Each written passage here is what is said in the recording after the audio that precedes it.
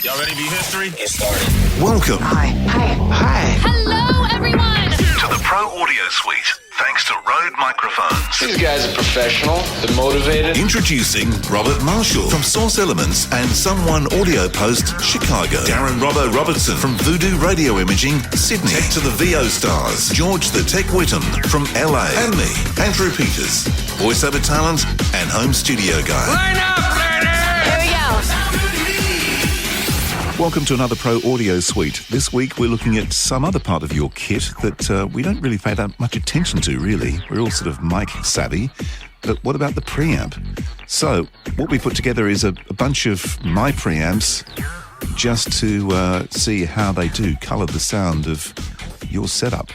So Robbo, you're on the tools with the green button. I'm the panel operator. Where are we going to start? Let's start here. This is all four of the pre's with your OC18 going through it, and I have normalized all these files to minus 25 LUFS. The preamp I'm on right now is a Universal Audio LA610.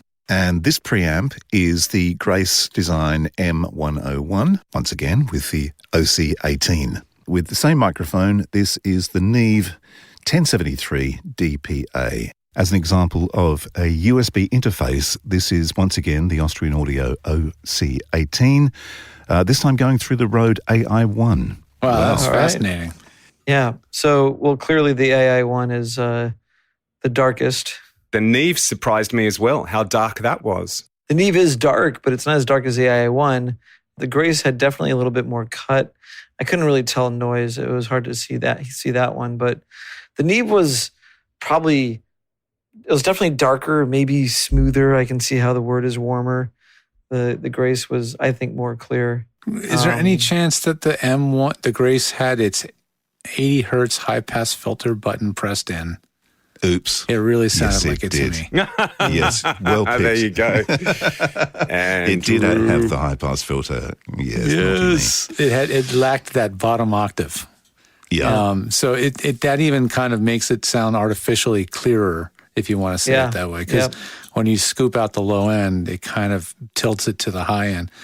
But it still has that clarity. And that's by design, right? I mean, these preamps were designed in different decades. Well, actually, the 610 and the 1073, were they both in the 60s? Or? Yeah. I don't know if the 610 had any high-pass filter on it. Did it, Andrew? No, I don't think so. No. Yeah. Doesn't have one, actually. And the AI1 certainly doesn't. I mean, the Definitely AI1 had quite a bit of depth to it, like quite a bit of low end. Had a lot of low end, yeah. But the interesting thing is what I've found, because the Grace is probably the most transparent, well, it certainly doesn't have huge amounts of colour at all, if any. Right. It actually allowed you to hear what the OC18 really sounded like. That was the interesting thing for me. Well, if you really listen to what it sounds like without a preamp, you won't hear much. Correct. Well, Grace, what they're trying to do, my understanding is they are trying to get as transparent as really realistically possible. Like a wire with gain. Yeah. And so if you really want to hear what a mic sounds like on a voice, that might be a preamp that you might use. That or something of that same design concept, like the Millennia, we also know as being, clinically clean, so. The Hardys. The preamp I want to try is a Gordon. Oh, I don't know if never heard of it. Have you heard of these? It's interesting because most preamps work by having a op amp that has full feedback, and then when you ask for more gain, you're just attenuating less. But really, all these preamps are working like full blast, and then you attenuate down. The Gordon basically has a system where it's real gain instead of having this infinite feedback loop on one of the chips to create the gain, which is about as technical as I can get with it. But it does seem to be the sweetheart preamp for a lot of people in Nashville. And I mean, if money and price is any comparison, I believe it's well over $1,000 per channel. You'd think like an expensive preamp is like $500 or maybe $800 per channel. But these Gordons are definitely more than that. Well, the Neve is far more than that. And the Neve That's true. 1073 is probably about, in Australian dollars, $2,000 a channel. Yeah. There's another way to go too with preamps. So if you want to get as much clean gain as you can, but without any color, but do it really cheaply, there's also the cloud lifter. That gives you about 26 dB of gain just by inserting it into the line. What you're saying is that a preamp running at a low volume, and it's true, it could have less character than a preamp running at like a higher gain stage, but that would basically imply some level of clipping or soft clipping in that preamp to give it that color. Right. But beyond that, I don't think you're escaping the sound of your preamp by getting a cloud lifter. Yeah. No, you're true. It's true. It's the ultimate in simplicity in terms of a circuit. Yeah. You know, I would say that something really like basic. an AI1 can benefit from a cloud lifter because an AI1 has 55. 45 maybe, I think. Yeah. dB of gain. Yeah. It's not been a huge amount. I mean, it does seem to be enough for the task, which is this right here. But you're not going to record mouse farts with a AI1. Yeah, because I remember when we did the that session from here with Somerset, we used the AI1 and we couldn't get enough. Right, we were grunt trying to out push of it. That's right. Yeah. And then the one I'm using right now, in fact, is an NTG5 and the SSL2. Mm-hmm. And the reason I got the SSL2 was after our conversation, Robert, about getting Trying an to audio push that interface. AI1. Yeah.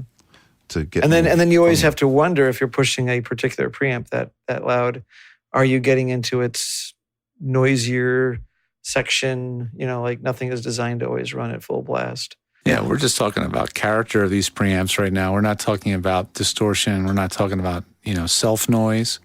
How much noise is in the noise floor of each of them, That's another discussion really. But if I'm telling an actor what to buy, I always lean towards clean and undistorted. So because their job is to capture the audio as it is so that somebody else can make all those judgment calls.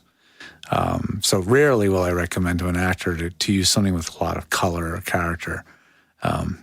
That's just my philosophy. I would completely agree. Like something that is also, it's easier to recreate or get a similar preamp if something happens.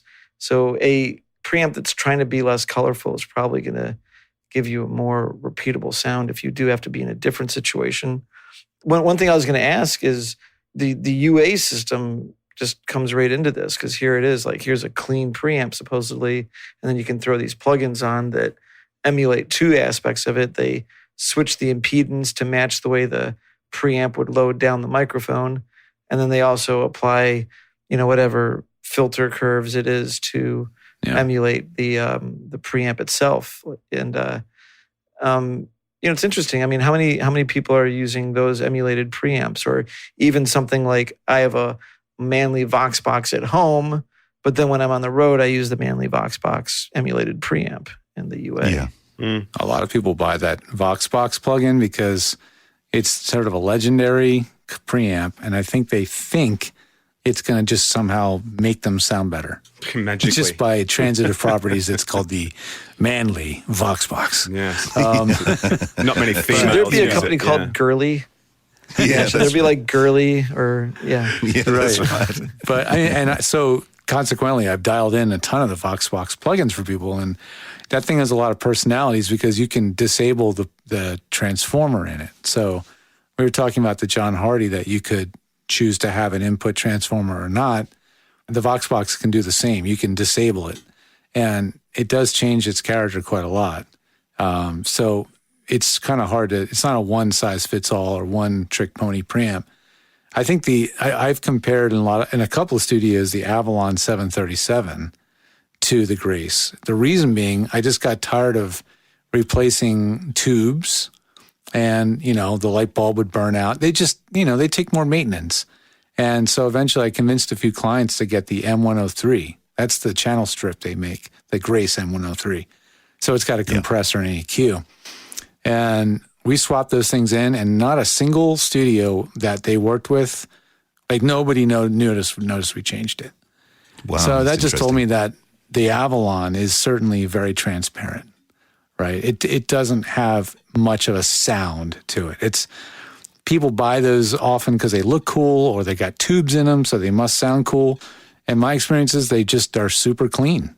They just don't import distortion. They don't have transformers in the circuit. They're Class A and they're just clean. So just because a preamp has tubes and just because it's expensive or boutique doesn't necessarily mean it's going to have character either.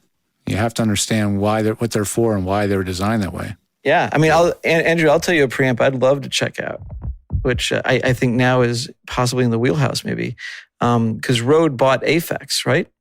Right. Yeah. And Aphex made a 2-channel, like, kick-ass preamp, actually. I think it was a 2-channel preamp. I'm trying to remember the exact model that it was.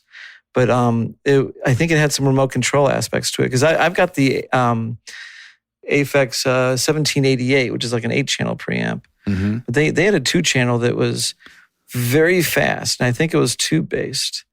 And what does that mean when you say it's fast? It's able to, if you think about a waveform for the speaker to move or for air to move from one pressure to the other, it usually has to ramp up, and it takes a little bit of time for that to ramp up. And the quicker that preamp can match that same ramp up time that happens acoustically, then it's a fast preamp. It can react quickly. It can go from 0 voltage to whatever it is. The output needs to be 10 volts or something, or I'm not sure how much. So it can be quick. Now, the good thing about being quick is it's more accurate to what's happening in the real world. Usually if things are too quick, they sound brittle, they sound too clinical. Certainly if something is not quick enough, it can't do high frequencies as well, but it has a lot to do with just the transients. I think they call it the slew rate is the exact technical term when you're talking about a fast preamp. It has a very low slew rate. Slew means like the amount of time it can ramp up its voltage. I see. Is this preamp maybe the 207D? I don't think it's that one. Okay. Yeah. Because I know they also made... Yeah. Is this one based on their tube essence? I'm a tube, but I'm not a tube. Maybe it's from 2008, so it's not vintage. Yeah, but it's not new either. Because Aphex had their tube essence technology, which was basically tube sound without a tube. So, which is I believe it's that tubes distort at the second harmonic. No, this was a hybrid instead of the third harmonic. It says it's a hybrid. It had a solid state front end and then a tube output stage. Tube output stage. It says the solid state circuit provides low noise with good transient response, while the tube provides the flavoring. It's not the one that I'm thinking of. It's yeah. They're calling it tube essence. That's what it says. It's tube essence. But they're saying this is with a real tube for the output. That's what it says. Yeah. I've heard some interesting things about tubes, like that tubes can only really impart a tone when they're driven to distortion. Yeah, that's my understanding. Tubes done properly are accurate, and in some ways, possibly more accurate than a. The Avalon 737 is a super clinically accurate preamp. It's just a way of amplifying gain. It's not like a tube is inherently right. It's interesting. All these vintage tube preamps. It's a lot to do with transformers and design and a lot of other things, not just other stuff. The fact that it uses a tube. Yeah. I think it's a misnomer a lot of times that a tube preamp is going to mean it has a fatness, a warmth or a flavor. It's just not really true. Well, I think we demonstrated that with the two that we use. We used the LA610, which is the, tube-based preamp. Right. And the Neve 1073, which is transformer. And the darkest one was the Neve. Right. In fact, the LA610 sounded pretty clean to me. It was. I was quite surprised how good it sounded. Mm-hmm. Well, can I play you something that interested me, and then I've got a question for you, George. Let me play you. So I'll play you the question for you, George. You better. Well, I think George is probably the most equipped to ask it. But let me play you this. This is the OC18 through the Neve, and then the 41.6 through the Neve. Okay. So the Neve stays constant and the mic changes. Right. Yeah. With the same microphone, this is the Neve 1073 DPA. This is the 41.6, also going through the Neve 1073. So then, let me throw you this. This is the OC18 through the Grace. And this preamp is the Grace Design M101. So I'm not sure whether they were too far apart for you to pick it up, but they're remarkably close. The Grace and the 416 through the Neve. Yeah. So the OC18 through the Grace and the 416 through the Neve, yes. So the point is how they complement each other. Yeah. So my question for you is matching amps to microphones. Clearly, it can be a bit of an art because we all know firstly that you wouldn't match a valve with a valve, right? You wouldn't put a valve mic through a valve preamp. Well, I wouldn't anyway. Why not? I don't know. For me, it would get too murky. I had a great preamp or channel, and it was, how about this? It was a Sound Deluxe U99 tube amp or tube mic going into a DW Fern tube preamp, going into a Summit hybrid tube / solid state compressor. Mm-hmm. And ooh, wow. Fancy. Wow. That was nice. Yeah. I have an affinity for Doug Fern because his factory, quote unquote, his barn, where he hand built those things was like 10 minutes from where I grew up. So oh really? I used to see him at like AES, and he'd be sitting there in front of his preamp and just sitting there with his big white beard and answering your questions. Yeah. Yeah, man. If you've got the rack space and maybe the dollars to spare, that's a freaking crazy great preamp. It's purist in terms of its they call it a point-to-point circuit. Yeah. So there's no PCBs, there's no circuit boards. Every component is just a wire from one to the next, right? So it's extremely purist. It's also like $4,000 for, right. I think, a mono channel practically. It might be, It's up there. So, preamps are a lot. There's a lot of voodoo in it, a little bit of mystery. Some of it is. I'd like to point something out really quick, though. Sorry, before you close it up. Yeah. The difference in sound between the microphone, if you look at the 416 and the OC18 going into that Neve 1073, and you look at that difference compared to the OC18 and the Neve 1073 and the OC18 into the, say, the Grace, the microphone still makes a bigger difference than the preamp itself. I agree. Yes. But I think the interesting thing for me is how much the pre can actually color that, though. Like it really can. If you're standing in your music store and you're lucky enough to have a music store that lets you sample the microphones, and you're listening to any mic, you're listening to a mic and you think, shit, I really like the sound of that.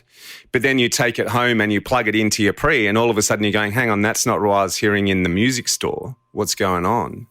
You should have brought your pre to the music store. Well, it's interesting, isn't it? And this was my question for George, was how do you know if you're setting up a studio, how do you figure out what's going to work? Is there a way, or is that just an experience thing? There's so much that we do that is just based on practicality. But I have had a client where he wanted everything to be at his fingertips. And so we combined a few different boxes to make the ultimate switcher setup. So he had an SM7B. He had a Sennheiser 416. The preamps, I'm trying to remember what was what, but I think he had a preamp that I installed called a Vorsys M1. It's made by Wheatstone, which is like a broadcast company. And then I think he also had a 737, and there might have been a third preamp. Okay, so he had 2 mics, 3 preamps. He didn't want to have to marry himself to one or the other. So I'm not answering your question very well, but I'm going to tell you what we did. We actually combined 2 switchers. One's called a gold digger and one's called a cherry picker. They're made by Radial Engineering. Any input, any output. Right. So we had any mic going to any pre. And so the gold digger is a mic switcher and the cherry picker is a preamp switcher. So we had the output of the gold digger going to the input of the cherry picker. Oh, and then he could choose any combination of anything. Long story short, I believe he never touched anything.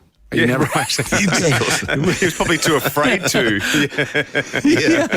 He had it all, but he was like, I don't know what to do with it all. Yeah. I was like, well, that's what you wanted. Information overload. These switchers allow you that flexibility. Let's say if you really are just like, the mic for me is a 41.6, right? But you do have like a Neve and you have a Grace, right? And you want something that contrasts. Something like the cherry picker would let you switch seamlessly between those two preamps and get those two colors at the press of a button. So do I do that often? No, especially since the Apollo stuff came out. Now you can just mix and match stuff so quickly and readily that it's just changed the game entirely. Yeah. But I'll be honest, I'm not much of a gear nut when it comes to boutique pre's. I would say Robert for sure would be more so, and most studio engineers tend to be more interested in varieties of color because their job is to bring anybody in and get the best sound out of that actor and that performer possible. And my job is just to capture the actor cleanly, accurately, and reliably, and that's it, mostly. So I rarely ever lean on anything with color. It's just about clean and low noise. You know what I mean? I kind of agree. So for me, what it is, if it's music, yes, you can definitely go for color and try to find something that works magically. And there are some definite magic combinations and things that are just like, wow. But you have to sit there and mess around and spend time to find it. And then the other approach is just more in post-production where you want to get something that's repeatable, that gives you everything, that someone can basically in post-production kind of get closer to whatever sound it is that you need.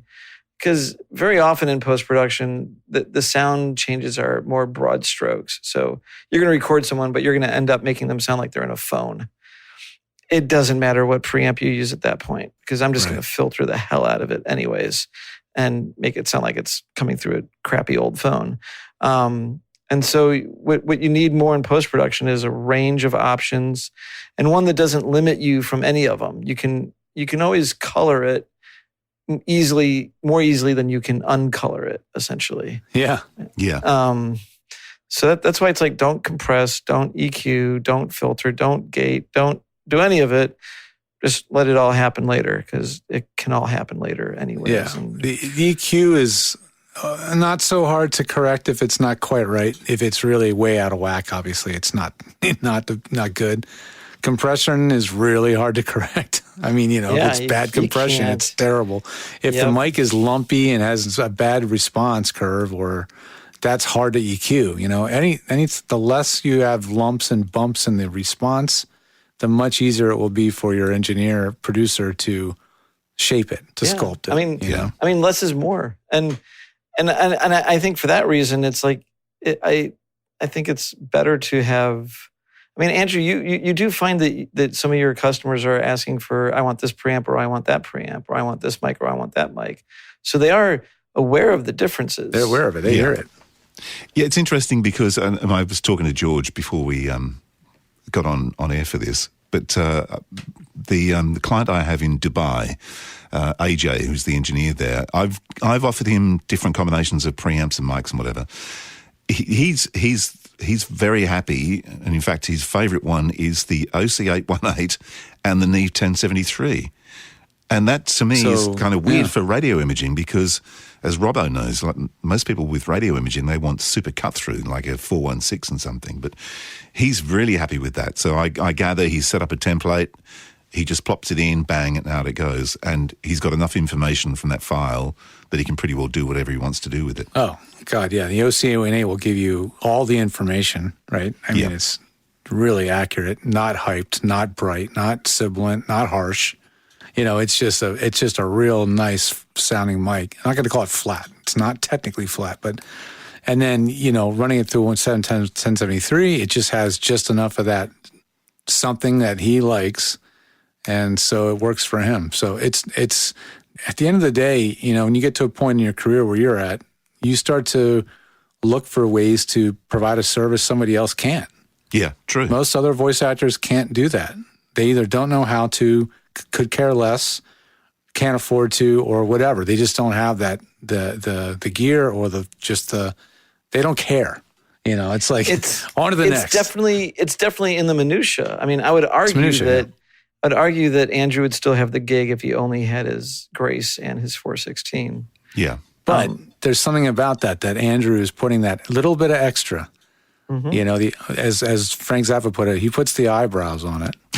All right. Yeah. And it's like, oh, this guy, I like that. He cares, and he's got a couple chains, and he gave us some options. So, you never know what it is that keeps you a repeat client coming back. But that could be that thing for some clients, I mean, your voice and your talent gets you in the door, but your level of production value, quality, consistency is what keeps them coming back over and over and over and over and over. Correct. Yeah. Yeah, absolutely. Andrew, do you have a favorite on your setup? Because I liked your Gefell mic. I thought that was a great sound. Yeah, that was the tube Gefell, wasn't it? That was the MT, the M92.1. 92.1, right? Yeah. Yeah, that thing sounded great. Yeah, that's a great mic. It is a really good mic. It's actually very noisy. Not that that's a major issue, because I'm sure no one's going to hear it particularly anyway. Only the most fastidious of engineers are going to pick up on that. But no, I must admit, since we've been playing with the OCs, the 18 and the 818, I'm pretty well. That's it for me.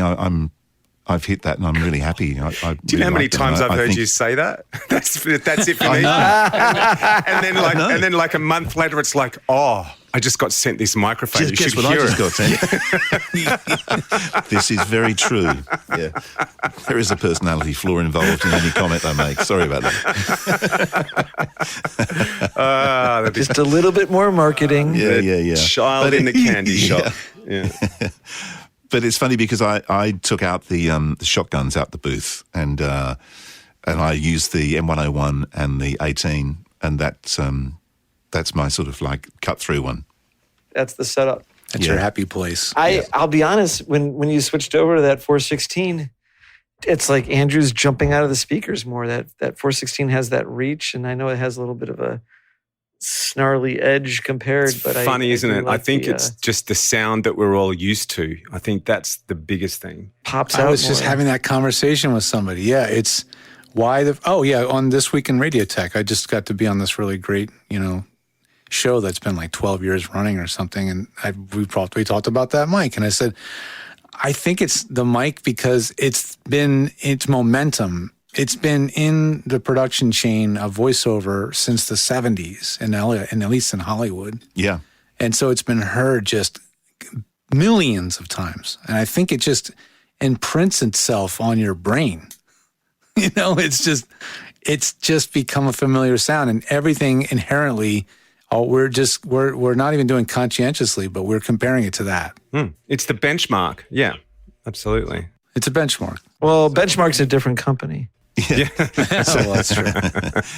So, Robert, you actually preferred the sound of the 416 through the 1073, or 416, I should say. Yeah, that's what I was saying. That notice the difference that the microphones themselves have. It's a much bigger impression difference than the preamps, and I do think that the 416, while I know it's not accurate, it has a certain bigger than life, jumps out kind of aspect to it that I don't know if you guys heard it too, but to me, the 416 was just like, had more of a, like, for lack of a better word, like bam, there it was, like in your face.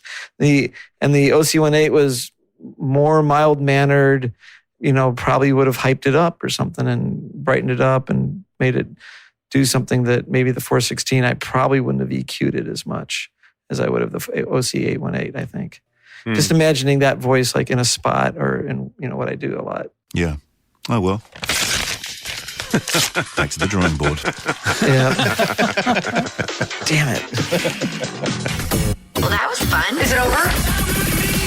The Pro Audio Suite recorded using Rode NTG5s and Source Connect. Edited by Andrew Peters and mixed by Voodoo Radio Imaging with tech support from George the Tech Whittam. Help us share the show with more people and get your hands on exclusive content by contributing to our Patreon page. See patreon.com/Pro Audio Suite. Don't forget to subscribe to the show and join in the conversation on our Facebook group. To leave a comment, suggest a topic, or just say g'day, drop us a note at our website, theproaudio